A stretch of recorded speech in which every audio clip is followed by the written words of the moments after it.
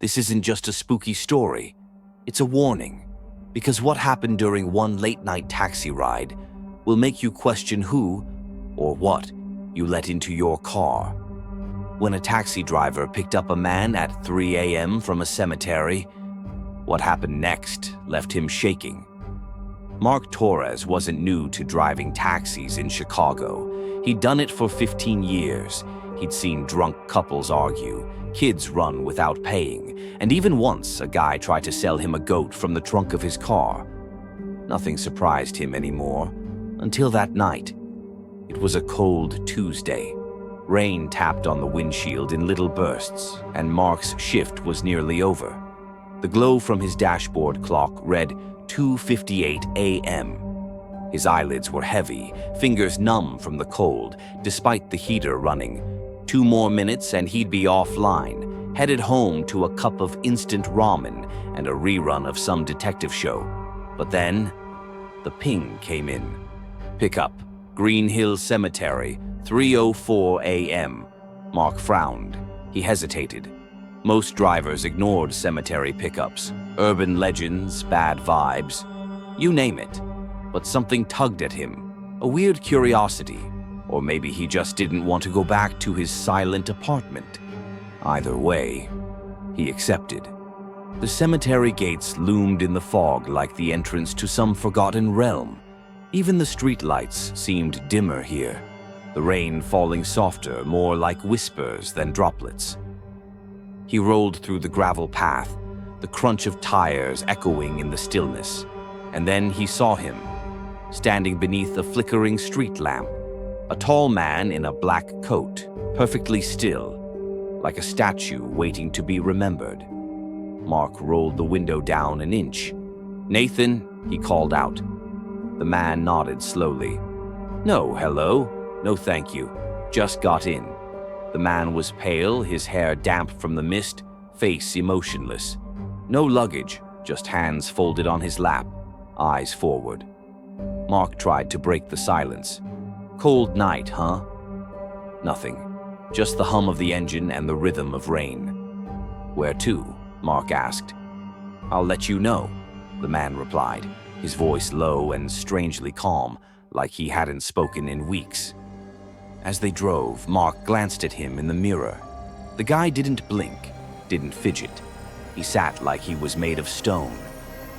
After 10 minutes of driving through the city's empty streets, the man finally spoke again. "Turn right." The turn led them away from downtown and into a desolate industrial zone. The streets narrowed, the buildings now rust-covered skeletons of forgotten factories. The GPS froze. Mark's phone buzzed and then went black. He tapped it. Nothing. He glanced at the dashboard. The time display had glitched, showing random numbers before resetting. His chest tightened. "You sure this is the way?" Mark asked. No response. Then, without looking, the man said, "Do you believe in second chances?" Mark chuckled nervously. "For what? In general? Even for people who've done terrible things?" Mark's throat dried. "Depends what they did. What if they didn't mean to? What if they lost control just once?" The man's eyes met Mark's in the rearview mirror. Bloodshot. Not from drugs, not from booze, from crying. "I had a son," the man said quietly. "James, 7 years old, bright eyes, loved trains. Every night after school, he'd set up his tracks in the kitchen. Wouldn't even eat until his train city was perfect." Mark didn't interrupt. Something told him not to. "I drank, not much at first, just enough to take the edge off after long shifts. But one night, I had too much. I got behind the wheel." Mark felt his grip on the steering wheel tighten. "I didn't see him. He was behind the car, playing, waiting for me to come home. He always waited." There was silence, just the rain and the wipers. The man's voice cracked. "I turned myself in. They gave me 5 years. I served every day, but the prison wasn't where I paid. It's here." He tapped his chest. "Tonight, I said goodbye. Turn left. he said again. They arrived at a playground, rusted, forgotten, the kind that only memories still visit. Swings creaked in the wind. A merry-go-round spun slowly, even though no one was near. The man got out without a word. Mark watched from inside the cab. The man walked to the center. Kneeling by the merry-go-round, he placed a small wooden train on the damp ground. Then he whispered something, too soft to hear. And then he screamed, a guttural, soul-ripping sound that pierced the night. Not rage, not fear, grief. Mark's heart pounded, his mouth dry. He wanted to leave, but couldn't. The man's pain was magnetic. He stood, wiping his face. He looked at Mark with eyes no longer hollow, but human. Police station, South Clark Street, he said.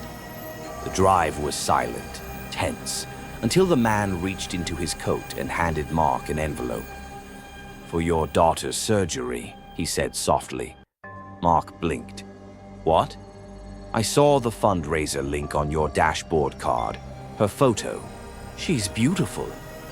Mark opened it at a red light. $10,000 in crisp bills. And a note. Don't judge people by the hour you meet them. Everyone has a story.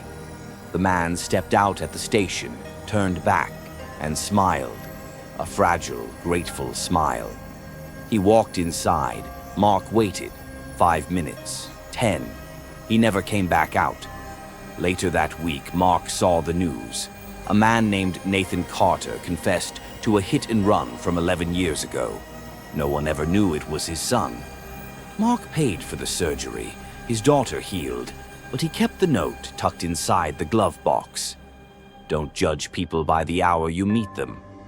Now, whenever he gets a 3 a.m. ping, Mark checks the mirror twice, because he knows not every ride is about the destination.